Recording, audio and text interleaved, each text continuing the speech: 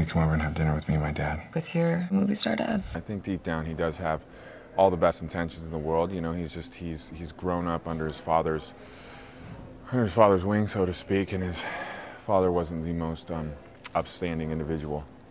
So he's definitely inherited some of those characteristics, but he is also beginning to differentiate who he wants to be from who his father was, you know. So this is kind of a rite of passage, I think, at this time in his life. He's kind of becoming a man and figuring out who he wants to be. So Mr. Ryan O'Neal is playing my father from, you know, movies such as What's Up, Doc, and Paper Moon, and Love Story. So it was pretty, it's a little starstruck when he came on set. Working with him was fantastic, of course. He's so well-versed and experienced, and he really knows what he's doing. You know, it's been inspiring working with him. Our scenes together have been great, and there's going to be some very intense scenes coming up in this last episode, so it's just been a blast. It's been a lot of fun. Well, they definitely truly care for each other, and they're, you know, and they're in love with each other. The relationship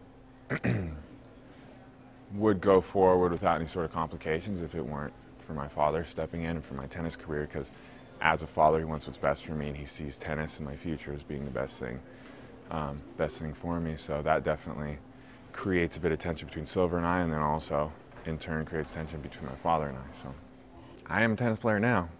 It was one of the sports I didn't really grow up doing, but started working with an instructor when I started working on the show, so I started playing tennis more and more and more, and I feel like I'm starting to get the hang of it a little bit. It's a hard sport, you're technically sound, so, but it's been a great time getting, you know, being able to work and play at the same time. So. But surfing's my first love, man.